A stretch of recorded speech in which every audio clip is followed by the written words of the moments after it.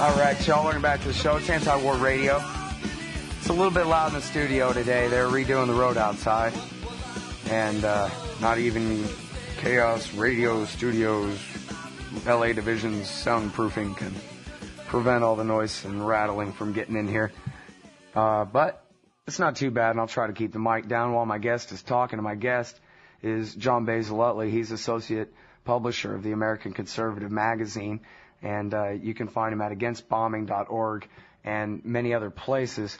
But he's got this article at the American Conservative. The long version is at the American Conservative magazine. That's amconmag.com, the American Conservative magazine. And the article is called Iraq's Dysfunctional Democracy. And it was reprinted all over the place. Must have made some papers, but certainly made the website of many mainstream sites. And good thing for that, too, because there's a heck of a lot of truth in here. Welcome back to the show, Jon. How are you, sir? Thank you, Scott. Fine. It's very good to talk to you again. So let's talk about the form. Well, in fact, you know what? You talk in here a little bit about why, well, kind of shrug a little bit, but to a degree anyway, over time, you could argue that America and Britain's democracies are somewhat functional. Like, for example, the Labour got thrown out, and there's this alliance between the Conservatives and the Liberals in England right now. And you talk about that kind of coalition building under our systems, and so maybe that's a good basis to then compare what America did with Iraq's system. I think exactly the point. And that we, America, the American government, promotes overseas a system that is called proportional representation, which is very different to what we have in the Anglo-Saxon countries. We copied England to a degree. But what we have is you vote, a person votes for a delegate or in the Parliament or the American Congress who represents their interests. It's someone local, someone they know, someone who's been probably in minor political offices before in their district. They know who they're voting for. And we have a system also that's very accountable. Every few years you have a chance to vote for this person. What we promote in these foreign countries is something very different called proportional representation, where the party bosses or the party leaders decide who gets on party lists.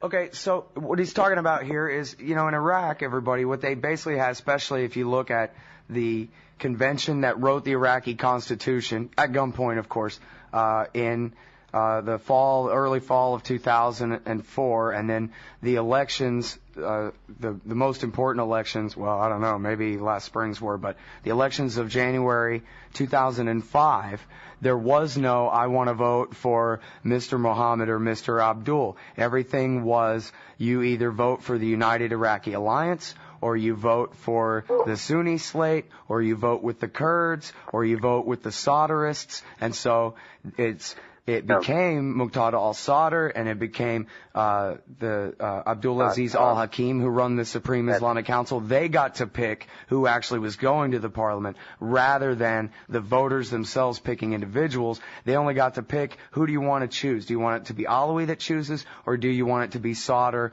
or Hakim or Talabani who chooses? God, the point you're making, and I would add the American system with federalism. When America started, we were also multi-religious, multi-regional. The northern and southern regions had very distinct interests. We started, and in those days, Catholics and Protestants had 100 years before been killing each other. We were multi-religious, but we had a system that worked. And then we Americans are dying in Afghanistan to supposedly set up another democracy there. But all over the world, people look at Iraq's government. If that's the creation of America, when America establishes democracy in the third world, nobody wants it. Everyone killing each other, no safety, dysfunctional government. So it's an important issue. It's something people don't want to get into, studying electoral systems, etc. And the article tries to make it in a very simple, direct form with important links to back up what we say. How the government set up in Iraq is so dysfunctional, there's no hope that it can later work. So now it may be the U.S. did this intentionally by the people around Rumsfeld, remember, who started the war, may have thought that by setting up a dysfunctional government in Iraq, then there's an excuse to keep American troops there forever and ever. So there may have been intent, but the end result was this terrible system of electoral system. And when you spoke about the English and American system, it's also what's used in Asia. The Asian tigers that are so competent and effective in their economy have direct representation. They copy the English. India has direct representation, where Muslims, millions of Muslims and Hindus live together, and it works. There's events sometimes, riots, but it generally works. But what this other system of proportional representation, where party lists and party bosses decide everything, doesn't work, and that's what we created. Yeah. Well, it's funny, you reminded me when you say it might have been deliberate. Of course, David Wimser had written, I think, talking about Syria, but close enough, it's the same clean break that, we want to expedite the chaos, the collapsing chaos. We want, I guess, the Muslim Brotherhood and the Baathists in Syria to go to war and tear the country apart. And Chris Floyd actually found an old document about a plan to invade and conquer all of Mexico. And it was to create a dysfunctional government with small, weak, warring clans and American occupations of all their oil fields forever, John. It was a plan from between the world wars. So that has happened before. I mean, you have to assume.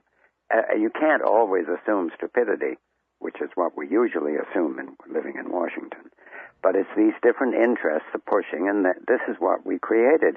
And the worst of this is that people then vote on their ethnic or religious lines because they're afraid that their neighbor is voting that way. So rather than voting for the best candidate, they will vote for their same religious guy or the same ethnic, where different ethnic groups, and that's dysfunctional. And but let me add, in the article are several links.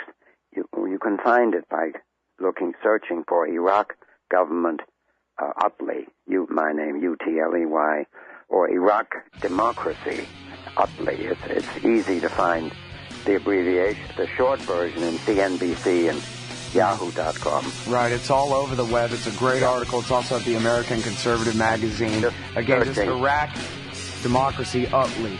Yeah. UTLEY, you'll find it. It's in the viewpoints and antiwar.com, I think, too. Thank you so much, John, for your time on the show. Of course, antiwar.com carried it. Yeah, right. Good. Appreciate it. Okay.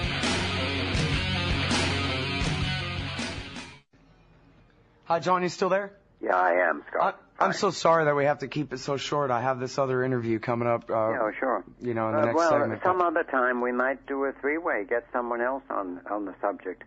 Sure. And in fact, because I was going to say if we had more time, I think the next part of that was going to be, there were circumstances in Iraq such as nobody could say that they were running for anything without getting shot in the face at the time. Yeah, and they kind of had to hide behind their slates. And then, of course, the fact that we were toppling the minority dictatorship and bringing in a majority that ultimately doesn't need us to keep them in power once we helped them cleanse Baghdad of the Sunnis. One man, one vote, one time, yeah. Right. And they're there forever. And of course there's the suspended election right now, from 6 months ago now, that's gone nowhere that we didn't get to address. Yeah, well, that's part of it. That was sort of the background to it. I kind of referred to it a little bit when I was stalling for you there, but anyway. Thank you. I sure hope you're feeling better, too. No, I'm okay now. Sometimes I just get that. Okay. All right, well, I got to make this other call, but it's great to talk to you again, sir. Thanks.